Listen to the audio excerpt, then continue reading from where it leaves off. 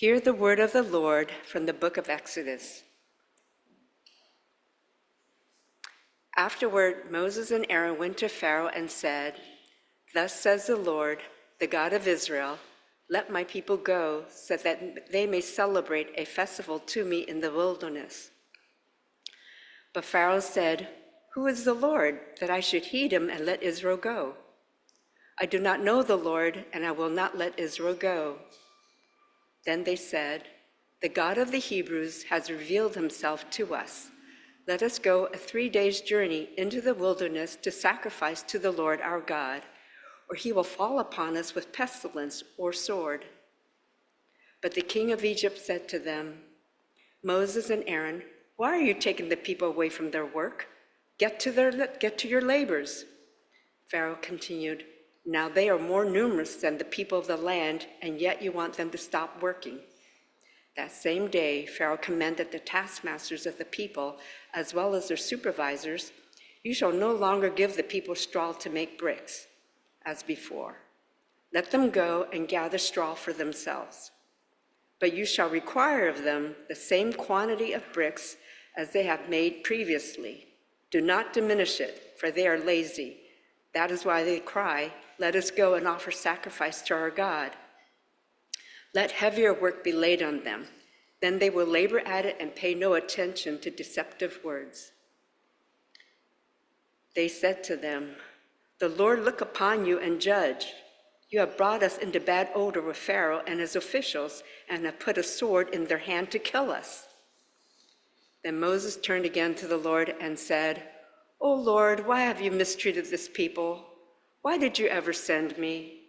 Since I first came to Pharaoh to speak in your name, he has mistreated this people. You have done nothing at all to deliver your people. Say therefore to the Israelites, 'I am the Lord, and I will free you from the burdens of the Egyptians and deliver you from slavery to them. I will redeem you with an outstretched arm and with mighty acts of judgment. I will take you as my people, and I will be your God.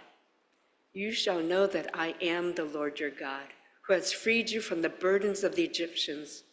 I will bring you into the land that I swore to give to Abraham, Isaac, and Jacob. I will give it to you for a possession. I am the Lord." This is the word of the Lord. Thanks be to God.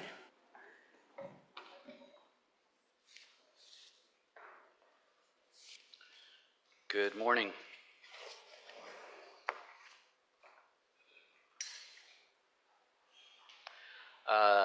There it is. Title of the message, The Fear Factor. I don't know if we have anybody who used to watch The Fear Factor. I would have had no reason whatsoever to watch that show. It would have accumulated all my fears in one place, which I could gladly avoid. We have real fears that undermine our sense of well-being, confidence, and our relationships. We fear things like loneliness, being chosen last. That was like the worst. Someone breaking their trust with us. We fear aging. We fear public speaking. Anybody want to conquer their fear right now and switch places with me? Some of my regular fears are someone throwing open their car door when I'm biking by. That's a fun one.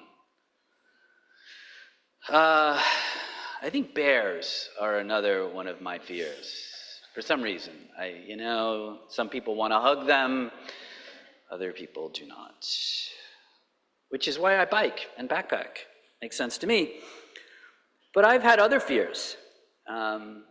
One of my recent fears was not finishing my doctoral project, not even having a clue how to make progress. I feared being misunderstood.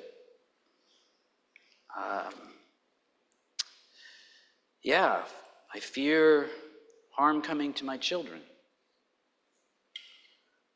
I do think, although I've never openly said this, I have a fear of heights. I don't mind going, but I get this squeamish feeling Like even when I remember watching this, documentary about Alex Honnold, who free climbed. I think I told you about this one time. He free climbed El Capitan. Like, that's insane. And I'm like, watching it. Anyway. So what do we have to fear? What do we have to fear? I'd like us to take a moment to talk about that amongst ourselves. Yeah, if we could take the next couple of minutes, just turn where you are to one or two other people and name some of the things you've feared in the past, or if you want to be a little bit more vulnerable, you can share something that you're afraid of now, which might include this very moment of turning and sharing about your fears. So, into the breach. Let's take a moment or two and share with each other. Those of you who are joining us online, feel free to just take out a pen and paper and write down some of the things that you fear.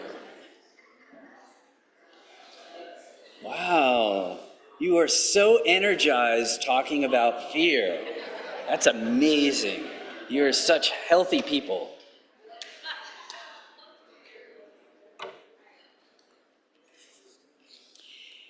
Interestingly enough, fear is an important through line in the book of Exodus. I just want to recap a few of the places we've been so far, and we're only in chapter 5 or 6. Right out of the gate, Exodus 1, we're introduced to a new Pharaoh who is afraid, perfect timing, afraid of the Israelites.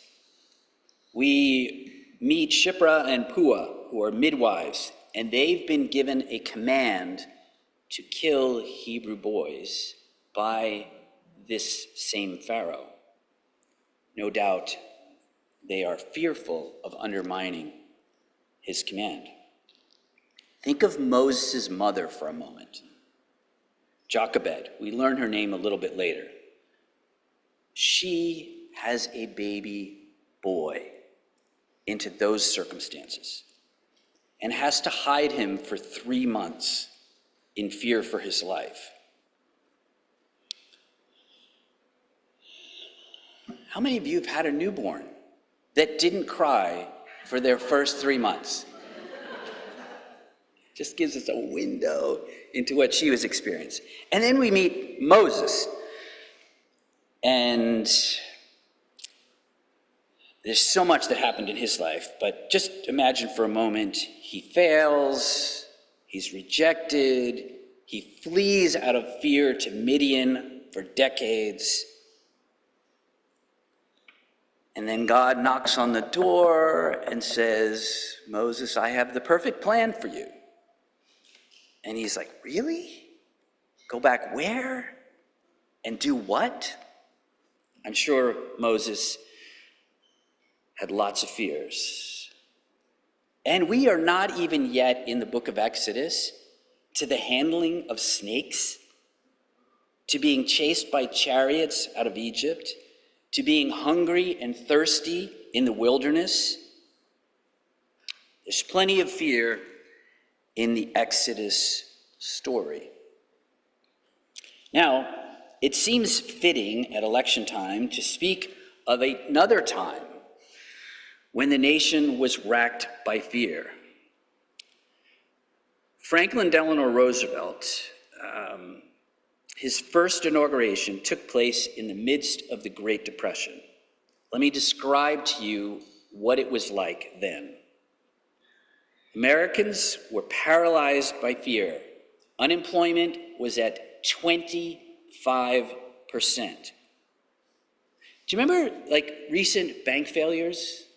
A handful of recent bank failures, and everybody's got I was going to say EBGBs. I don't even know what the EBGBs are, but 24,000 banks failed, and 11,000 more were in trouble of going under. Many had lost faith in government and America itself. And one of the greatest things that FDR did from the beginning of his presidency was inspire confidence. Confidence in the midst of fear. Here is part of his inaugural speech. I am certain that my fellow Americans expect that on my induction into the presidency, I will address them with a candor and a decision which the present situation of our people impel. This is preeminently the time to speak the truth, the whole truth, frankly and boldly. Nor need we shrink from honestly facing conditions in our country today. This great nation will endure as it has endured, will revive and will prosper. So first of all, let me assert my firm belief that the only thing to fear, finish it with me, is fear itself. Nameless, unreasoning, unjustified terror, which paralyzes needed efforts to convert retreat into advance. What a great speech. What a great speech. So FDR at this critical time seeks to address the compelling nature of fear. And we too must address our own. So we return to the beginning of the book of Exodus as it sets the stage for what unfolds and the different ways that people respond to fear. From chapter 1, 6 through 10, which we've already preached on, just to highlight for our memory, Joseph and all his brothers died, ending that entire generation. It sets the stage for what is about to happen. It also says that the people had multiplied greatly and became powerful in the land. And then it says, eventually a new king came to power in Egypt who knew nothing about Joseph and what he had done. He said to his people, and listen, we're given sort of a window into his interior thoughts. Look, the people of Israel now outnumber us, and they are stronger than we are. We must make a plan to keep them from growing even more. If we don't, the land of ifs, and our minds wander. If we don't, and if war breaks out, they will join our enemies and fight against us. Then they will escape from the country. This is such an interesting narrative. One writer noted that 200 years had passed. I didn't fact check this, but 200 years had passed since Joseph had died. But I wonder, where was this new king on that day in history class when a story was told of a foreigner, a former slave, one who had been imprisoned, who, by some miracle, had risen to prominence in their country and led them through one of the most dire circumstances in their history? We might say a Great Depression-like time. But this new king is consumed by fear. He feels great suspicion. And it makes me wonder, as I look at this story, how is it that he treated these Israelites? That your first assumption in the face of their flourishing in your country would be suspicion. How are you treating them that if circumstances were to shift, if an opportunity were to arise to turn on you, that would be their first choice? It makes me wonder. So let's summarize the characteristics of this new Pharaoh's fear. 1, his fear is disproportionate. 2, It drowns out other factors that might mitigate the situation, that might alter his thinking. He conjures up scenarios, and we're very familiar with this. The other day, I was on a bike ride, and my mind started to wander, and it followed this thread for at least 20 minutes. I had this whole scenario imagined in my mind, and I finally stopped myself, and I'm like, you spent 20 minutes on this bike ride, like on this thread, like snap out of it. But we know what this is like, where we start to interpret a situation and we start to fabricate a whole scenario. And wow, we are amazingly creative in moments like that. We can consider like the most amazing confluence events to unfold for our demise. Maybe I'm the only one. I'll go talk to my therapist.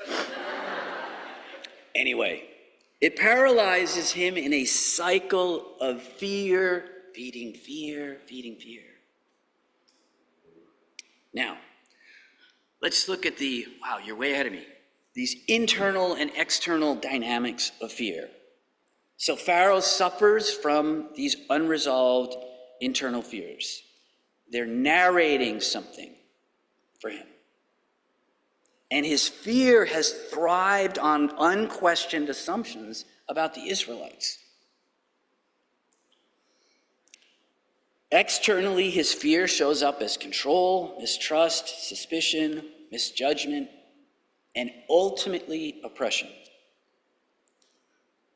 Now,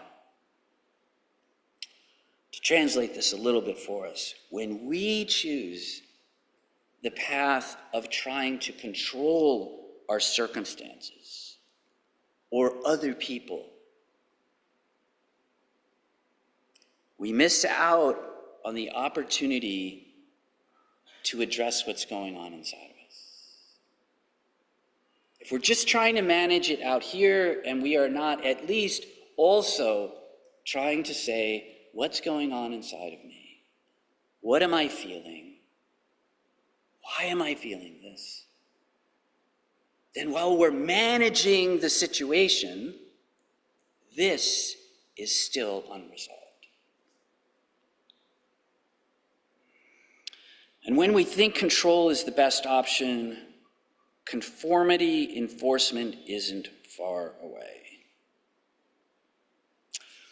The wise sage Yoda said, "Fear is the path to the dark side.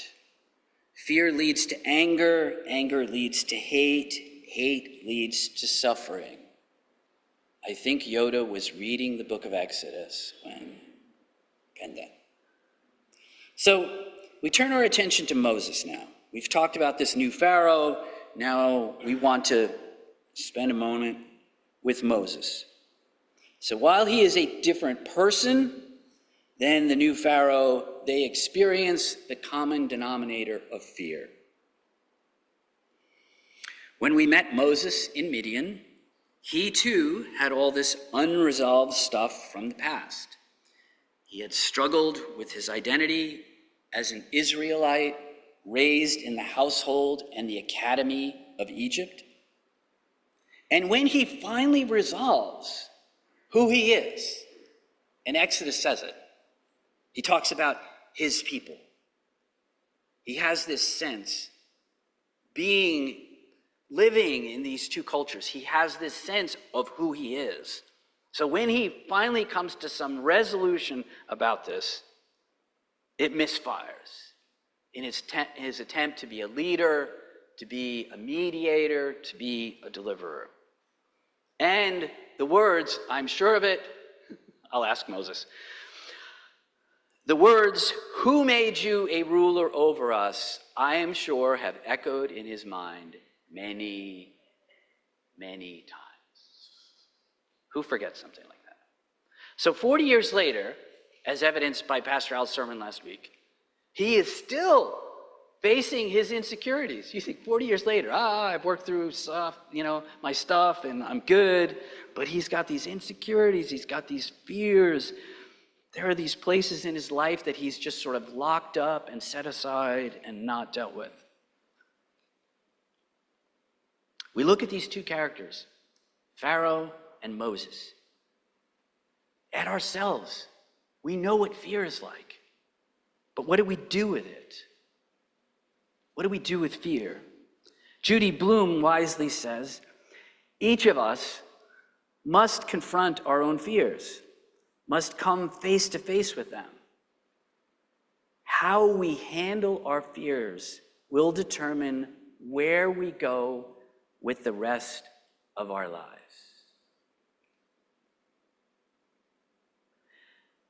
To experience adventure or to be limited by the fear of it.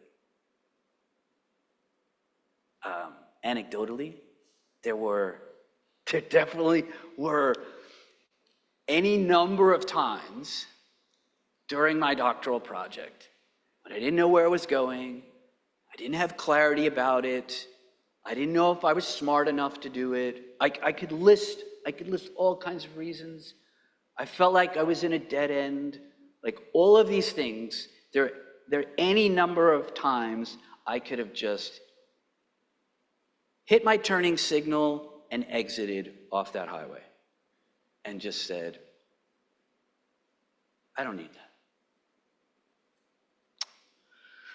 J.R.R. Tolkien says this, a man that flies from his fear may find that he has only taken a shortcut to meet it.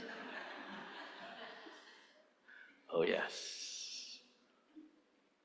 So Pharaoh's fear led to suspicion, mistrust, and oppression. And we might be quick to say, well, Moses' fear led to deliverance. What a great story.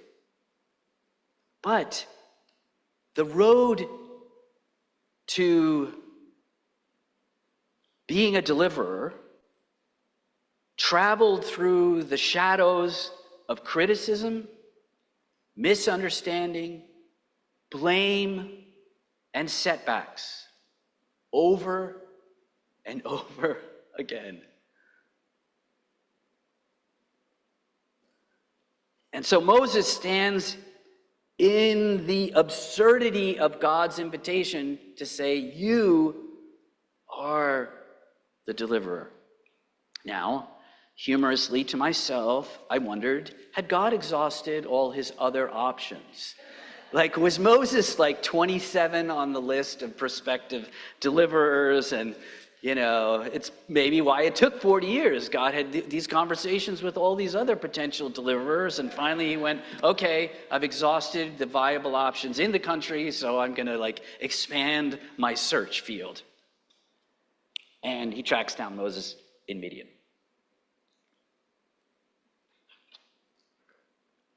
No, perhaps Moses was on God's mind the entire way.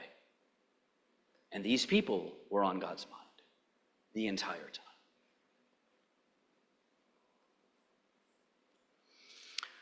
When we meet Moses in Midian, burning bush and all, great. Pyrotechnics, awesome God, that's great. Your idea still stinks. Just saying. I mean, I know we're so familiar with this story. We're like, oh, of course, you know, happy ending. I know it takes a long time, blah, blah, blah. But it's just like, Moses hears this invitation. Good, I could sit here. We all like, you know, if we don't have a fireplace at home, we can get one of those like faux fireplaces on our TV, and there we go. And Moses is like, I could sit here and enjoy this and have hot chocolate. This would be great, you know, on a nice winter's night in Midian. I'm good. I don't need to go to Egypt. No, love the burning bush. Great God, good job, you know, it's one of your best work. Moses is not really sure that going back to Egypt is a good idea. And Moses must face his own fears, his own sense of inadequacy. Not only that, like the circumstances are not great because he not only has what's going on inside of him, but he has what's going on inside of Pharaoh. He has things that maybe he has a little bit more control over, and then he has things he has no control over. And then ultimately, to cast the net wider in terms of things that we don't have control over, he has no control of the reaction of his own people, who in some way don't even think he's their people. Right? So Moses has to face their criticism, their misunderstanding, their blame. So who wants to be a leader? Anybody want to lead? Anybody want to lead? No. So our story now finds Moses and Aaron in front of Pharaoh. And I wonder, did they think they're just going to walk in and say, Pharaoh, we've got a great idea. You don't like us. We don't like you so much either. How about we just leave? Good? Excellent. Glad you agree. But they're surprised. Pharaoh has a different perspective. So let's try to capture some of Pharaoh's thoughts. Some of them are in the text. Some of them I sort of embellish, perhaps. He begins by saying, wait, who did you say your God was? Who? He goes through his God Rolodex, he's like searching his contacts. Do I know this God? No. Never heard of him. Okay. Then he's like, so is your God going to pay for the lost revenue while you're all on retreat? Lost revenue, your God's good for that. That's fine. Okay. So the answer is no. God doesn't take invoices for oppression. Then why are you distracting these people from their work? He says. Every second you stand here, going on and on and on, productivity is dropping. Then Pharaoh's like, you know what? You're just lazy. You're all lazy. You're all lazy. And then he says, you don't like how it's going so far? Let me sweeten the deal for you. And he makes their labor more difficult. Now they have to, what is the stuff they have to gather now to make bricks? I can't hear anybody. Straw. Thank you. Appreciate that. So now he says, not only do you have to continue to make bricks, but you have to provide your own straw. And then finally, he beats the foremen who are overseeing the labors. And Alice read for us the response from the foreman. May the Lord judge and punish you for making us stink before Pharaoh and his officials. You have put a sword into their hands, an excuse to kill us. A rather eloquent foreman, I must say. So this situation is not going well. So what do we do? What do we do when our circumstances are not going well? Do we seek to control it? Do we seek to manage other people? Moses says, God, this is your problem.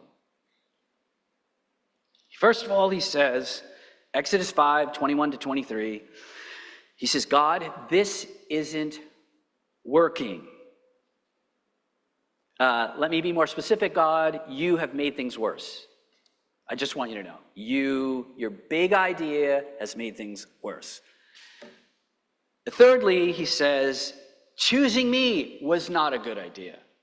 Choosing me was not a good idea. He's like, you haven't delivered us. And he said, why did you send me? Right? We face adversity. There are obstacles along the way. We're dealing with our sense of inadequacy. We're not sure who we are. We're feeling all this kind of stuff. And so we start talking to God. But that's a good thing. Pharaoh didn't talk to anybody. He just said, here are the fears that I have. Let's do something about it. But Moses brings these fears to God. And there's a way in which, in this moment, I am sure for Moses, that he is hearing echoes of rejection from the past. And the thing is, Moses, like us, thinks that adversity says something about God. This isn't going well, therefore, you're not doing a good job. You're not doing a good job.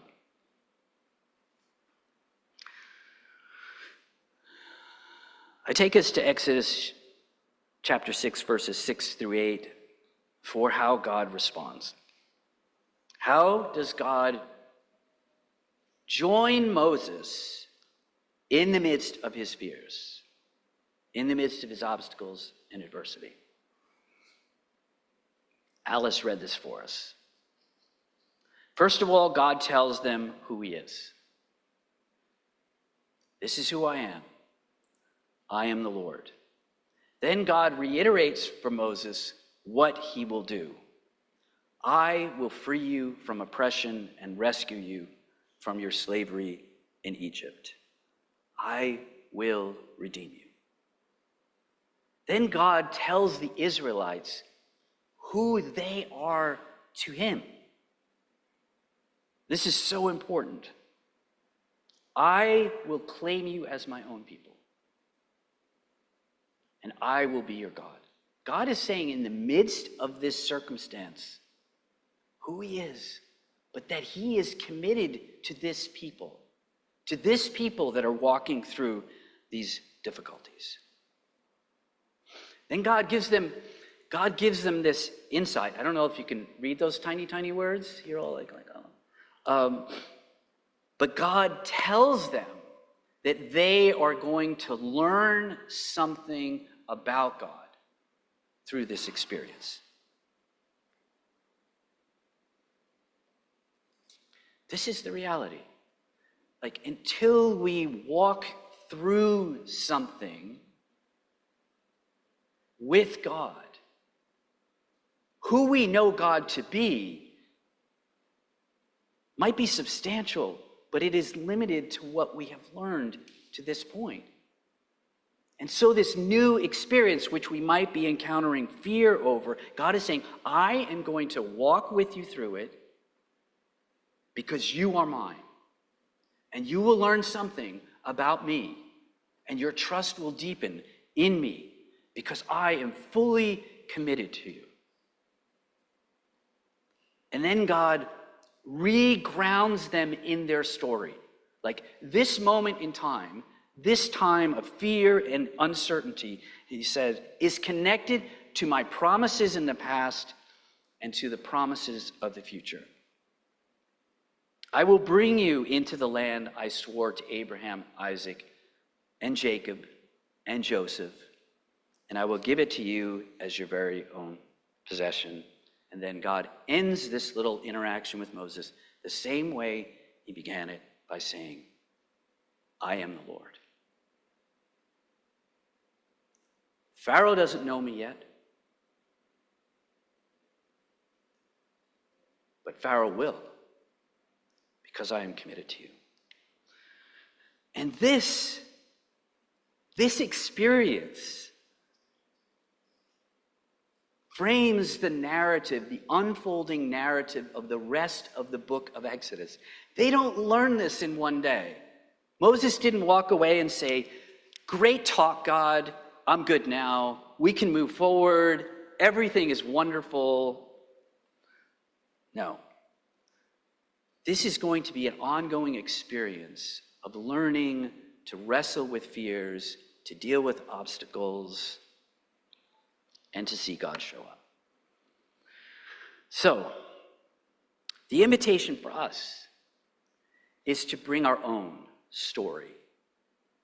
We're going to walk alongside of the Israelites. We're going to encounter the things that they are encountering. But for us to say, what is it that's going on in my life? What are the kind of parallel stories in my life? And how is God inviting me to let him in to my story? So, just in closing, for our reflection. How do we posture our hearts to listen to God amidst our fears? To be honest, to be open, to bring those things to God. Secondly, how does God want to tell us who we truly are? Thirdly, where is God wanting to make us freer? God wants us to be free.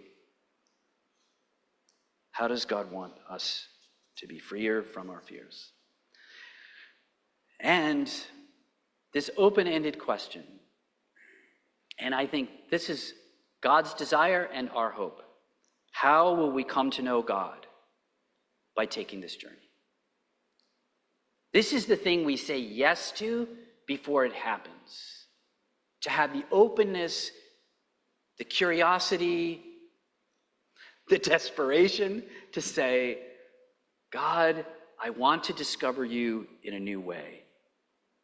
I need to discover you in a new way. Close with a quote from Ralph Waldo Emerson. He or she who is not every day conquering some fear has not learned the secret of life. Let's learn the secret. Amen.